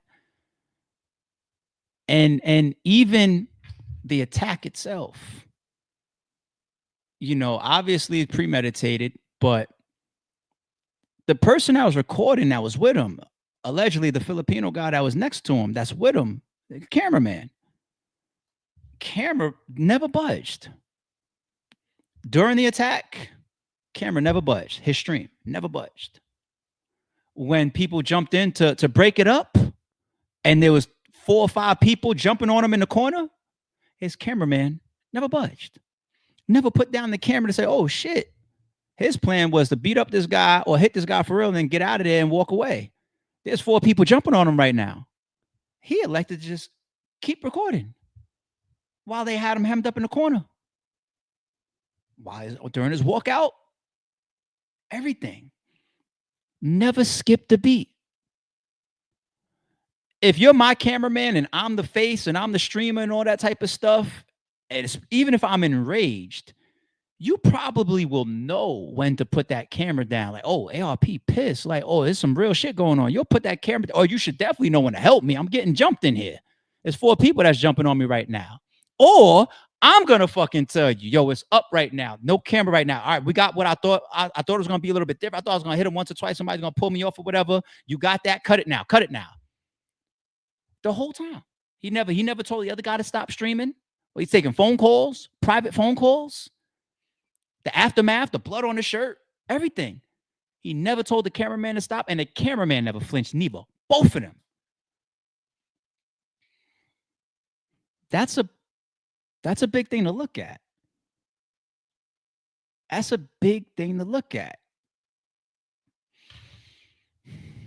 Likely, 22 punches after a man is unconscious could do serious long-term damage. Also, he would have done more had he not been stopped. Derek Brunson shared this. All right, follow me real quick. When I first saw this, I thought these guys were playing. You know, WWE hardcore match. Oh, look at this. Mox has him off. Oh! Disqualification, but please. No. After doing my research, this was definitely real. Oh, you don't. Unavoidable. Easy. He's not a fucking worker, bro. Should have never happened. I appreciate it. I didn't know. I thought you were a worker. At the end of the day, I hope the wrestler that was hit and pummeled is okay. And for Roger, your actions were out of line, so you have to deal with some big boy consequences for this one. All of us can learn a little something from this. Don't let small situations escalate into bigger situations that will ultimately cost you big consequences. Kevin Lee also shared his thoughts on the brutal incident. Hey man, dog gotta go to prison. I usually don't like to involve myself in other men's situations, but I feel I'm qualified to speak on this. And dog messed up. And if it's Rampage, I love Rampage. But Rampage, turn your son in. He gotta go lay down for a little bit. Like, if it was my son, that's what I would tell him. I mean, you a grown man, bro. You can't condone that type of behavior, bro. You gotta go lay down for a little bit. We'll get you a good lawyer. You ain't gonna be in there forever, but you gotta go lay down. I get it. He hit you in the head with a bottle beforehand. I get it. He shouldn't have did that. I don't condone that either. But to wait hours until the man was working, which we all understand, he playing a character and he was in character and he working, and then you sneak him, because that's what you did. I mean, you snuck him. He wasn't expecting that, and you, bro. They say dude flatlined and was unconscious for 6 minutes afterwards. Dog got to go lay down. You got to go to prison, bro. There's no part of that you thought was cool. Like, I can't even wrap my mind around why you thought that was cool and why you ain't got no self-control over your emotions. I get it, you and your feelings. You probably was watching them work and just getting madder and madder. But bro, you can't have that in no civilized society. Like, we all understand what pro wrestling is, don't we? We've been understanding since we was like 19 years old. That ain't the time or the place. Especially not when all the cameras, like, bro, you don't give a fuck, huh? You just doing whatever you want to do. You gotta go lay down, bro. I'm sorry, I love Rampage, and I hate that you in the situation with your son, but you gotta talk to him. He gotta be a real man. He gotta stand up on that, and you go lay down for a little bit. Kevin Holland wrote, "As a father, my kids do something wrong. I'm not dropping the video of my kid tweaking for clout. I'm getting it deleted." A lot going on, man. A lot going on. Real quick, I'm gonna say this. I would never be able to turn my son in, ever. There's only but so many people in this world you could have truly 1000% unconditional love for. My children would be that, you know. I always use the example of like Jeffrey Dahmer's father was still there side by side with him in the courtroom after he was arrested. It sounds crazy. It sounds sick. Like, yo, he's got bodies in his living room, but his father's there. That's the true definition of unconditional love. The only way I could ever go at a son or a daughter is if they're trying to take the life of one of us. You know, I could know you're wrong. I could know you broke the law or whatever. You'll never see me walk my child into no police precinct. You'll never see me tell on one of my children. I'd never be no queso father type shit. Um, and I never would turn on my child as much as I would know that they're wrong. And if I'm in a position where I can't condone it, like the whole world is looking at Raja like you fucked up bad and you might deserve attempted murder charge. A lot of people are begging for attempted murder charges. If I'm Rampage Jackson and I know this is bad and I know he fucked up and I agree that he fucked up, I just can't say nothing, you know. But I definitely don't do anything that throws my son under the bus. I just can't. I'm just not cut to. I can't break that bond of a father and a child. But anyway, the world is calling for it, man. I don't think I've seen reports that he hasn't been charged yet. The investigation will take some time. And speaking of the investigation, I want to end with this. I saw Chael Sonnen's response. Very, very well respected MMA fighter, Hall of Famer, if you know Chael. He ended his video with a whole spin of, if Psycho Stu is the one that says this was all planned and I wanted to get hit on like this, it all goes away. It's all in his hands. That's what Chael said. I don't think so. I don't think this is all in Chael's hand. Of course, if Chael, I mean not Chael, Psycho Stu, if Psycho Stu comes out of the hospital or an interviewer goes in there and he says, nah, I deserve that. That's what I wanted to happen. I wanted the kid. That was my understanding that the kid was going to beat on me like this for 20 plus punches or whatever. It might help. I don't think that man could do nothing for the perception right now of Raja. And if the police are investigating it, they don't wait to investigate it based on what Psycho Stu is saying. No, the investigation is already opened. You know, whether he gave a statement already or not, you know, they're going to piece together how they feel about it. So I don't see that being the case. I don't think Psycho Stu could do nothing for him. And shout out to the homie John Rons. I love that he did a video focusing on the company, because that's one thing that we spoke about yesterday too, that there's a lot of liability here. There's like 4 or 5 people that we saw that helped to set this up and orchestrate it. Psycho Stu got a big lawsuit at play here. Doesn't remove responsibility from Raja, but there's a lot of people that are going to be to blame here. A lot of people. And that company, I think I saw an article that they've been existing for like 15 plus years. So they're no little small, we just got here, whatever. Where's the security? Who put him in the front seat?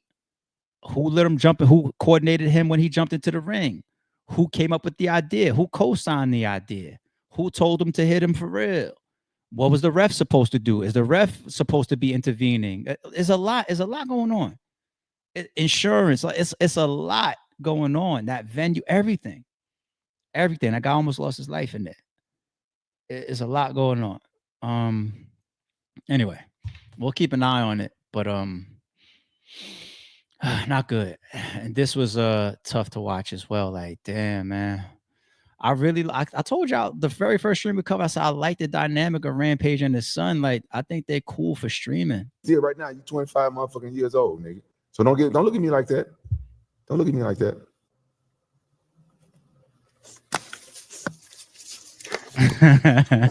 Let's get to it, like we always do. You think you can take me, don't you? Yeah, I can take you. Son, I don't give a fuck how old you get. I've been doing this shit for 25 years, nigga. As long as you've been alive, you ain't gonna never be able to take me.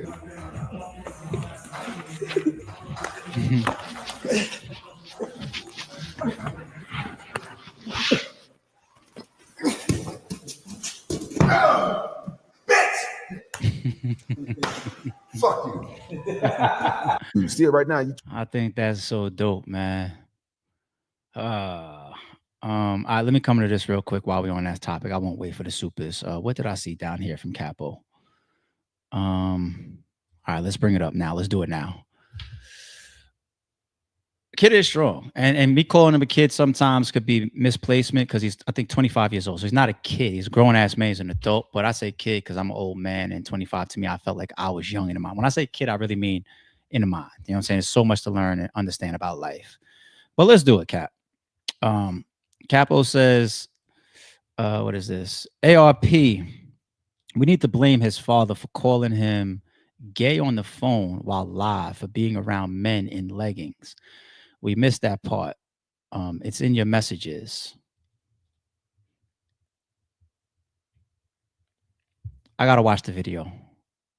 I want to build a little bit more context around that. But without seeing it, I would say what I see a lot about them on streams is they well, definitely in the direction of father son. That's part of like the whole shtick of them. Rampage trolls his son, trolls him over his mother. Your mother's a freak. I did this, or bitches. You know what I'm saying? Like, that's one of their dynamics. Trolls him, but you can't beat me up. Then spars him and wrestles together. He trolls him a lot. Trolls him. So we didn't we see that? Then I played a clip of him laughing, talking about my son like vegan pee or whatever, right? He trolls him. And Rampage he's a comedian, charismatic, funny. You see him outside the ring. He had a reputation for, I'm not saying that it was always the coolest thing to do, but always like over flirting with female interviewers and shit. You know, like making it borderline sexual harassment, right? Actually, he probably did cross the line a couple of times, like humping on women and shit, over like hugging and everything. He probably did, but that's his thing, you know. And I'm not saying I condone that piece. I don't, you know, especially if the women are not involved in that, as far as like that's just some random like, oh shit, I feel violated. Like, I can't blame Rampage from what I see of their father-son relationship. If anything, Rampage has helped him get into a career of MMA. It's what made me rich. I became internationally known, famous, a Hall of Famer, praised, got bags and bags and bags out of all different types of areas of this earth because I'm a professional MMA fighter. I found my lane. Some people chose baseball, some people boxing, some people tech world, some people engineers. I chose a fighter, a professional fighter, and I made millions of dollars doing it. And you walk around getting VIP access because of it. You know, so I can't put that on Rampage. Like we can't just, it's one thing if Rampage, if I know he's out walking around beating up people. I don't disrespect professional fighters. If you bring your art into a professional atmosphere, I never take no issue with you. I don't care how aggressive or how loony you might be. If your Mayorga was a little loony in the boxing, but he brought it into the professional arena and other professionals stepped in there with him. Some he knocked the fuck out and some beat on him like Shane Mosley. Professional arena. And Rampage Jackson is a professional fighter in there, sanctioned and beating on people and taking his ass whoopings too. So yeah, you come up under an aggressive fighter that teaches you how to fight and teach you how to and all that. And yes, that is an extra layer of aggressive nature, but it's also, and I don't know if this is existing or not, Rampage's responsibility to teach that we are to control that learning, that teaching, or that aggression. We're not to use that with amongst weaker people that don't want to fight, or people that's not hurting us or attacking us. That's the discipline side of it. You saw Rampage was in that car. He said, I got to speak to his trainer because I don't even know what, you know? So Raj is 25 years old, man. The first person I'm turning to is him. It's other people there that I got problems with, but he's the main. He's the main. He ain't 8 years old. He is not 8 years old, B. It's not little Kev that walked into a school that's 8 years old with a gun, his father's gun that was unlocked. Like, if a 25-year-old walks and shoots up a college and gets his hands on his father's gun, I look at that way different than the 8-year-old that did it. And got, you know, like I'm gonna go right to the phone. Like, why is the gun unlocked? What's up with this kid where he's walking into school and feeling the need to shoot other kids? He's 8. 25, I can't look at you like that. I can't do it. I can't do it. Last but not least, I want to say Raja made a lot of he put a lot of damage on himself by allowing that stream to record the situation as well as all the aftermath, because there's just so much, and even the lead up, there's just too much evidence that could be used. The lead up stuff, the handshakes, the negotiations, the fuming, the talking to your chat, the premeditation, the saying, I'm going to do this. I'm supposed to double leg him, but I'm going to shot hit him, shot slam him first. I'm going to hit him as many times as I can until they pull. There's a lot of stuff that incriminates the fuck out of him. And then even after, you see little small things, you think it's small, but it's exploding massive on the internet, where he gets a phone call from somebody in the aftermath and they're just like, yo, what the fuck? The guy's still laying in the ring and they can't wake him up. And Raja responds by saying, my bad. The internet is running wild with that. They're like, look at him. He's an animal. That's all he had to say. Somebody told him that this man might be dead in the ring. And all you had to say was my bad. They use that. And a prosecutor will use that too. His stream, you keeping that stream running, Raja? Very bad. Before, during, and after, you killing yourself with your own stream. Killing yourself. All right. Yeah, I'm gonna close out there. Y'all. I hate that I hate that my whole power went out real quick and had us off stream for like 5 minutes while I was in the middle of my Snoop topic. It's all good. It's part of the game. We live, so that happens. All right, at 5:59, a couple minutes before we went live, Capo jumped in, reminding y'all to subscribe, share, and like. It's free. Thank you. Appreciate that, Capo. Yes, y'all. Share, like the video, please. Nikita, our member, jumps in, says, hit that like, share, come vibe, and join the green team. She said that at 6:06, pretty much when we was kicking things off, getting right to work with our main topic, or our first topic. Jay's here, always with the big supers. She's always trying to be cryptic with the amounts. Okay, so she's got messages in the amounts that she uses every day. She's trying to send another. Like the 1111 means something to her. The 1981 means something to her. Tomorrow she'll put something else and it'll mean something. She's in her Kendrick bag. It's so dope though. All right. Good morning to you as well. The birds are chirping. Salute. 6:08. She's here bright and early and we all working. Thank you, Jay. Sniper drops off a super sticker. One thing I want to remind y'all too, on the YouTube side, I think you can see the actual sticker. On StreamYard, I can't see the graphic, if it's a graphic. Like, this is how it looks to me in StreamYard. You know, I just see super sticker and I see like the red joint. So it could be like a big graphic or a meme or something like that. I got to go back on the YouTube side to play it. So if there's anything that you're trying to use, like a meme or something that you want me to catch during the live, I won't see it while I'm in StreamYard. Just a heads up.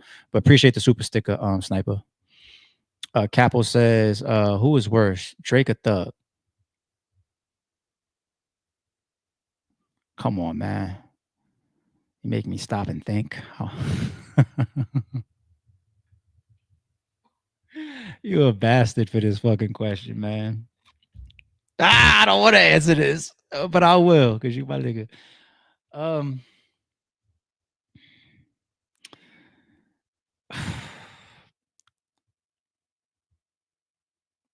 Well, all right. Here's two ways to answer this. Would I rather be any of the people that Thug named in his interrogation, or would I rather be UMG? I'd rather be any of the people that Thug named. That would make Drake's worse, right? Because UMG is facing $1 billion and all types of shit, right?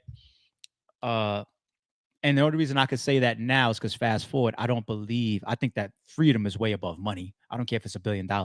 But fast forward today in 2025, back when that interrogation happened, I'm speaking from a position saying that the names that I heard come out in that interrogation footage that we skimmed through, none of those people, at least at this point, haven't faced criminal charges. Lil Wayne, Birdman, and you know what I'm saying? So I'd rather be that. You know what I'm saying? Now, if I look at what you're doing from a principle standpoint, anything that could enforce criminal charges should always be looked at worse than anything that could enforce civil charges. Okay, I seen somebody say that for URL one time. I won't say their name, but they said, well, as far as the URL and RBE thing, I mean, nobody should feel away because there's nothing criminal here. I don't believe that. I don't believe in that. You know, yes, I would rather be facing civil shit than criminal shit because my freedom is more important than my money, right?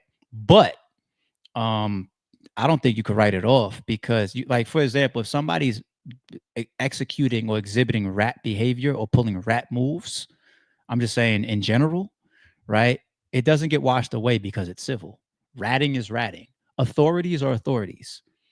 It's a bad thought to think that authorities are only police. No, you're taught what an authority is by the time you start to comprehend who to listen to in the house. Your mother is your mother and your father, your first authorities. Authority figure. Your big brother might be an authority figure telling you what to do. Your uncle might be an authority figure. Your teachers, your coach, your trainer might be people that can tell you what to do or enforce things that you may not agree with. The principal. Somebody walks into the principal's office. That's not a cop. Walks into the principal's office and says, this person keeps putting gum in my hair. You might get expelled or suspended. You went to an authority. Authorities, by definition, is not just a cop, you fucking fools. So a court system definitely has thousands of authority figures here. So if you walk a civil suit in on somebody and it's something that you partook in, that would make you a rat. Okay? So civil, you could still be a rat for civil shit as well. Okay? Like if we're both scamming together and then my scam don't go the right way and then I sue you, I'm a rat. I'm a rat. Okay? Doesn't just have to be criminal. But anyway, so said that, like let's say it's proven that botting is used for Drake the same way it's used for Kendrick, even in how it relates to all of the songs in the battle. Drake is by definition a rat. I mean, he kind of already is because you partook in the battle and you asked for the battle drop. So that's rat behavior. Okay.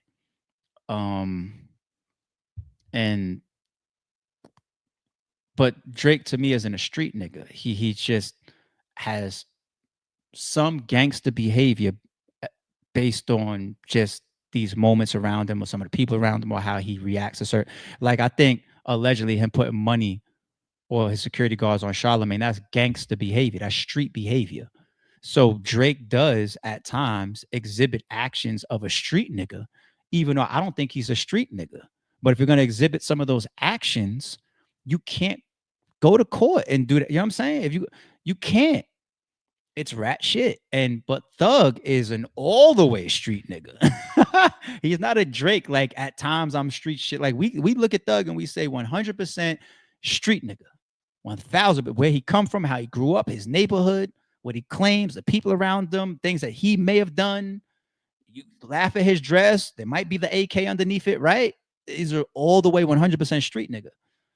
So actually, if you're catching my gist, Capo, it's not an easy question that you asked me, but I did my best. Sino member has become a member. I thought you already were. Some of y'all be losing y'all memberships and then re-up, and I see y'all gotta hit back and be like, oh shit, my shit expired. Respect, homie. Appreciate you as always. Ryan gifted a membership on the channel, so shout out to Ryan. Jay says, where art thou, ARP? So my stream dropped at like what, 7:20? That's around the time it was. Yeah, we lost a good like 5 minutes of the power of my whole crib blacked. And we made it back in about 5 minutes. When I end the stream, I'm gonna clip that out of the finalized video on YouTube. Go straight to YouTube jail. Don't collect 200. Miss Abby said. It wasn't because of the topic that we were on. Right, we ain't gonna go conspiracy. Don't be scared, Biscuit Voice from Life Music, Life Movie. Don't be scared. Don't be scared. You scared, ain't you? Don't be scared. And rest in peace, Bernie Mac, man. And this was the fall of the topic that I just grabbed in real quick because we was just ending with Rampage and his son Raja anyway. Okay, fun stream, y'all. I appreciate y'all this morning. We crossed 8 o'clock. overall 2 hours here of recording. Not bad, not bad. Is there anything else I gotta leave y'all with before I get up out of here? I don't think so. I'm still up under this plastic. I don't know how nasty it looks to y'all. I didn't even look at it this morning with a mirror, to be honest. But it's got a lot of the ink that is bled out, so I know it looks real blurry and it's not sharp at all. You know, so what y'all just seen, nowhere near final. But I think tonight I'm gonna get myself back in the gym because I couldn't be in the gym since Saturday. You know, the sweating is not good while you're healing up, and of course keeping the plastic on. So tonight I'm gonna get in the gym, allow myself to sweat it up. Finally, I get back to my workouts, and then I'm gonna take my warm shower and let this come off in the shower. That's the process, and then I could start, you know, putting on the medication for like the head heals very fast. You know, the body protects the brain, I guess. So the head heals very, very, very fast. I think I'll probably have the bacitracin on for like 4 days. I'm gonna give it. So I'm gonna be wearing my trash, or not wearing, but having my trash pillowcases on the bed for like another 4 or 5 days. Now I definitely got to sleep on the side because now the oil will be, or the bacitracin shit, the medication will be hitting while I'm asleep. It won't even be the plastic there no more. Yeah, that shit is dark as fuck. It's gonna lighten up, you know, as it heals and all the scat or whatever, and the ink, I wash all that off. It's definitely not gonna be that dark. That shit is dark as shit. Yeah, it's not gonna be that dark. Other than that, I don't got nothing else. It's Tuesday, and we out. Don't confuse silence with work ethic. I'm a boss, making decisions my first fetish. The verse cherished is perfect, that's a reverse blemish. I dropped it, connected the block, learn Tetris. This is the Sorry True Podcast. Welcome to the house of. And shout out to the members. Without, I think you still got a gun.